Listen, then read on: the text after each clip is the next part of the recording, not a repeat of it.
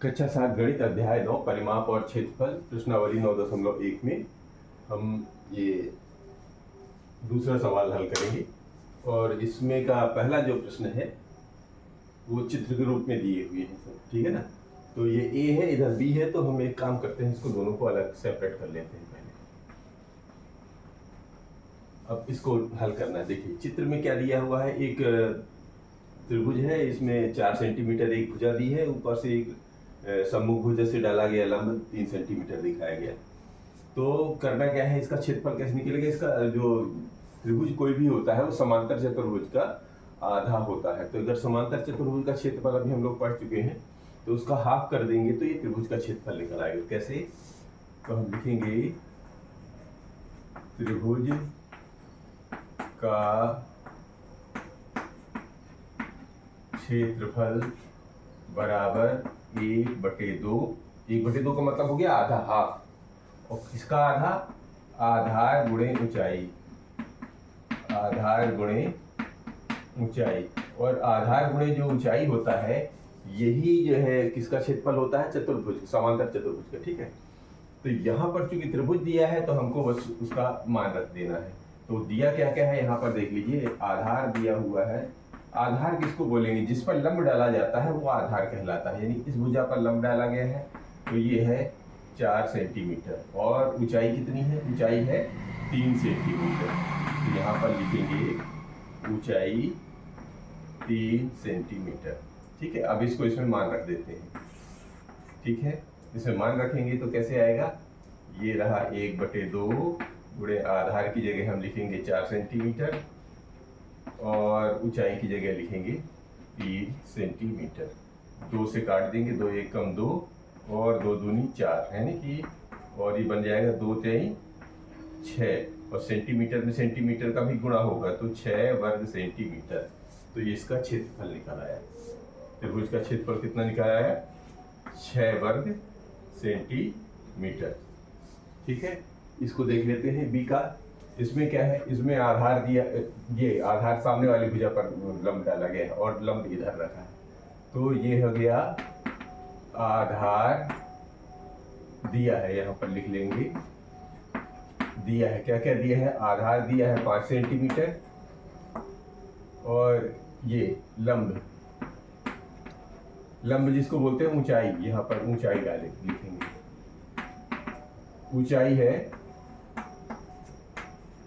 3.2 centimetre. तो त्रिभुज का क्षेत्रफल निकाल लीजिए।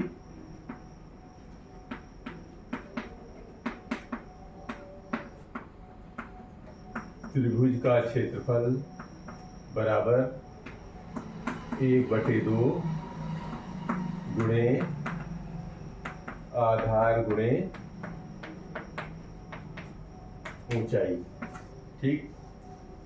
तो इसका मान निकल आया 1/2। आधार की जगह कितना दिया हुआ है, 5 सेंटीमीटर और ऊंचाई दिया है 3.2 सेंटीमीटर। लास्ट में आप पैमाना लास्ट में भी लिख सकते हैं, ठीक है ना। तो 2 से काटेंगे तो 2 1 कम 2 और 2 छक्का 12, 1.6 आ गया इधर। और ये बन गया 5 गुणे 1.6 अर्थात 16 पंचे 80, यानी 8.0 का मतलब हो गया 8। और सेंटीमीटर में सेंटीमीटर का स्क्वायर हो गया, तो यह वर्ग सेंटीमीटर, या यहाँ पर लिख लीजिए सेंटीमीटर स्क्वायर, यहाँ भी लिख सकते हो सेंटीमीटर स्क्वायर। ये ऐसा कर दीजिए तो भी ठीक लगेगा। ये सेंटीमीटर का स्क्वायर, ठीक है। तो यही आंसर हो गया हमारा ये। अब इसी का सी और डी वो भी लेते हैं।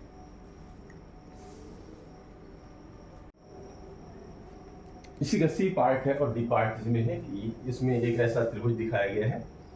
तो इसमें आधार कितना दिया है, 3 सेंटीमीटर, और ऊंचाई यहाँ पर दी है 4 सेंटीमीटर। तो सबसे पहले इसको उसी भाषा में लिख लीजिए। इसको आधा कर देते हैं। यहाँ पर दिया है हल,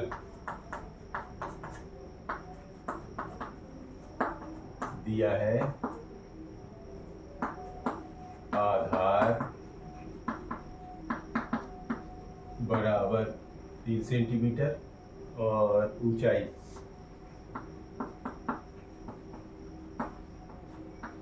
बराबर दिया है 4 सेंटीमीटर। ठीक है, अब त्रिभुज का सूत्र लगा दिए त्रिभुज के क्षेत्रफल का। तो त्रिभुज का क्षेत्रफल बराबर 1/2 गुणे आधार गुणे ऊंचाई।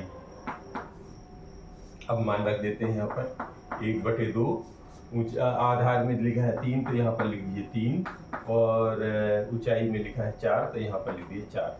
लास्ट में हम इसका पैमाना लिख देंगे। ठीक है, तो 2 एकम 2 और 2 दूनी 4, यानी 3 और 2 बचा, तो 3 गुणे 2 बचा, अर्थात 3 दूनी 6, और लास्ट में क्योंकि सेंटीमीटर में दिया था तो वर्ग सेंटीमीटर बना दीजिए आप ये पैमाना। ठीक है, जब रिजल्ट लिखते हैं, इसका हल का परिणाम लिखते हैं, तब इसमें ये इसका पैमाना यूनिट जरूर लिख दिया करें। इसी तरह इसमें डी वाला पार्ट है कि ये इसमें क्या क्या दिया है।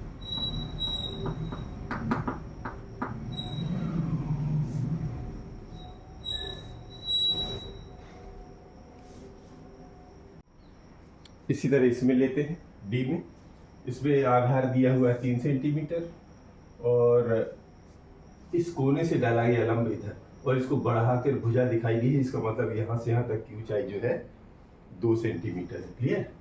तो दिया है